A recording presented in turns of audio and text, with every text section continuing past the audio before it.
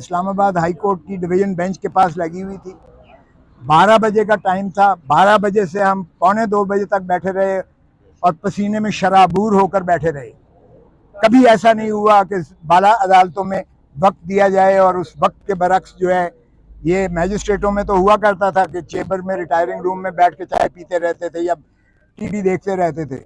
High कोर्टों में कभी ऐसा नहीं हुआ था। मैंने शिकायत भी बरमला की, अगरचे चीफ जस्टिस साहब ने उसकी माजरत की, लेकिन मैंने कहा जी ये कर्टसीज खत्म हो गई हैं। हम आपकी इज्जत करते थे, आपको हमारा इज्जत भी मलहूज होनी चाहिए।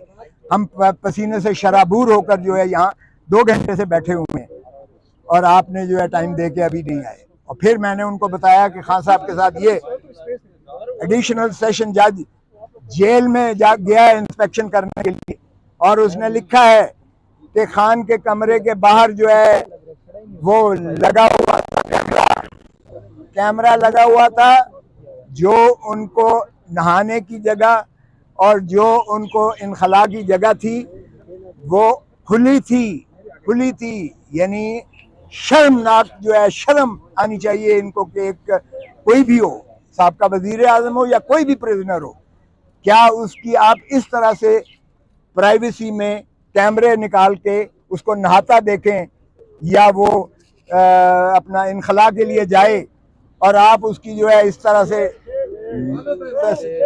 तस्वीरें कैमरे में देखते फिरें। ये आज तक नहीं होता दुनिया में, ये हो रहा है इमरान खान के साथ। और फिर उसने कहा कि एडिशनल सेशन जज ने रिपोर्ट दी है जो मैंने आज पेश की है इस अदालत में, अदालत आलिया में, और उसने कहा है कि उन्होंने मुझे शिकायत की, तंगी की सारी। अब अंदाजा कीजिएगा, हुकूमत उसको बेटर क्लास दे रही है। जो सजा है वो सिंपल इम्प्रिजनमेंट है, मुशक्कती सजा नहीं है, सादा सिंपल इम्प्रिजनमेंट है जो सजा दी है। और ऊपर तुर्रा ये कि उसको बेटर क्लास दी है इसलिए कि वो स्टेटस के मुताबिक देते हैं। वो साबका वजीर आजम है और ऐसी जगह पे उसे रखा हुआ है अटक जेल में जो जानवरों लायक भी नहीं है जहां रखा जाए। तो ये जो है मैंने उसको दी है, बताई है उसको। और कल मैंने खान से मिलना भी है इसलिए कि उनकी तरफ से एक रिक्वेस्ट आई थी कि आप ज़रूर प्लीज़ मिलिएगा, तो मैंने आज उनको बताया है, जो चीफ साहब ने इजाज़त तो दी है। आज जब शुरुआत हुई बहस की तो वो वकील साहब आ गए एक मुद्दई की, पता नहीं उसके लिए कौन इंतजार कर रहा था। मुद्दई के वकील साहब वो हैं जो मेरे शागिर्द के शागिर्द हैं, जो वजीर कानून के, और माशाअल्लाह वो शुरू दिन से, पहले दिन से वो वकील हैं मुद्दई के, पहले दिन से।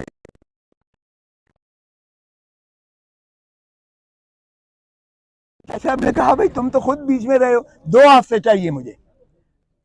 मैंने कहा सुभान अल्लाह। जब हमने मुखालफत की तो कहता है 10 दिन दे। तो फिर मैंने कहा जनाब जज साहब बहुत औलिया, उस दिन जब मैंने पहले दिन आपको बहस की थी, आपने अपील समाअत के लिए मंजूर की थी, उसी दिन आपको मुअत्तल कर देनी चाहिए थी सजा, उसी दिन आपको सस्पेंड कर देनी चाहिए थी सजा।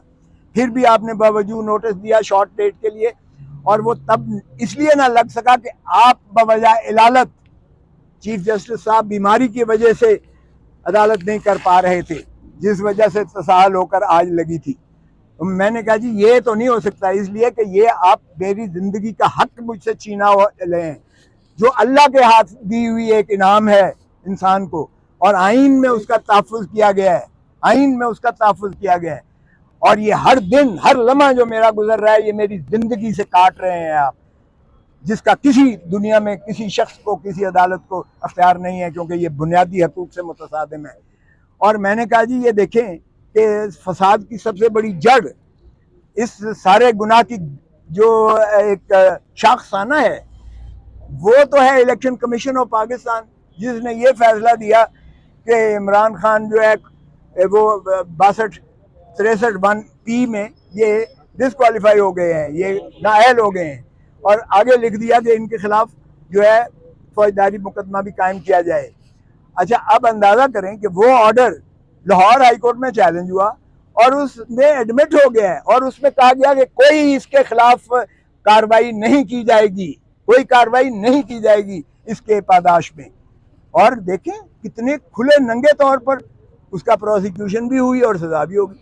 और फिर मैंने कहा जी आप ज्यूरिसडिक्शनल इनकैपेसिटी है, उस अदालत को अख्तियार ही नहीं था एडिशनल सेशन जज को ये केस सुनने का, इसलिए कि सेक्शन 193 सीआरपीसी कहता है कि कोई सेशन कोर्ट बराए रास्त कोई केस नहीं सुन सकता, वो मैजिस्ट्रेट के पास जाता है, मैजिस्ट्रेट रेफरल करता है 193 में कोर्ट ऑफ सेशन अगर हो। और मैंने 2022 सुप्रीम कोर्ट मंथली रिव्यू का हवाला दिया, एग्जैक्ट इसी नुक्ते पर उन्होंने सेशन के ऑर्डर को सेटिसाइड कर दिया, एग्जैक्ट इसी पर। तो फिर मैंने कहा जी ये तो सारा ट्रायल ही जो है गैर आईनी है और ये इसकी सज़ा जो है वो कलअदम है और ये नॉन एस्ट है। फिर मैंने कहा जी दूसरी बात ये है कि ये कंप्लेंट जो मुद्दई किया गया है, डिस्ट्रिक्ट इलेक्शन ऑफिसर वो कर ही नहीं था सकता कंप्लेंट जो है ये इलेक्शन एक्ट के तहत, क्योंकि उसमें election commission of Pakistan complaint कर सकती है या इलेक्शन कमीशन ऑफ पाकिस्तान किसी को डेलीगेट कर सकती है। यहाँ सेक्रेटरी इलेक्शन कमीशन नहीं है, सेक्रेटरी वो एक मुलाजिम होता है, वो कंप्लेंट जो है कर रहा है, वो कैसे कर सकता है, ना उसको कोई डेलीगेशन है। सेक्रेटरी जो है वो डिस्ट्रिक्ट इलेक्शन ऑफिसर को दे रहा है और डिस्ट्रिक्ट इलेक्शन ऑफिसर जो है कंप्लेंट कर रहा है। तो ये कंप्लेंट ही जो है इनकॉम्पिटेंट है, ये नाकाबिल है, ये एक रद्दी का कागज का टुकड़ा है जिस पर कोई कार्रवाई नहीं हो सकती थी।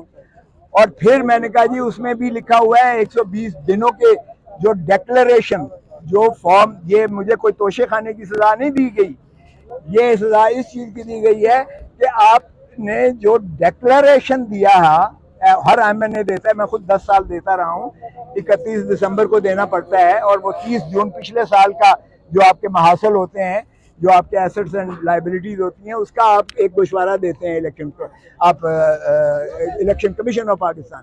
तो वो इलेक्शन कमीशन ऑफ पाकिस्तान के उस डेक्लेरेशन से 120 दिनों के अंदर 120 कंप्लेंट हो सकती है, यहाँ कंप्लेंट हो रही है, तो ये ज़ायदुल मियाद भी है।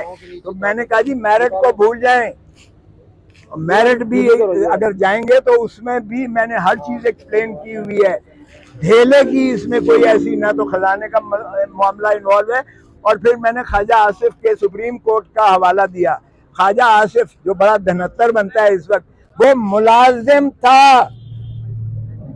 था यूएई में और हमा वक्त मुलाजिम था, फुल टाइम मुलाजिम था और तनख्वाह लेता था, जब वो यहाँ डिफेंस मिनिस्टर भी था, जब फॉरेन मिनिस्टर भी था।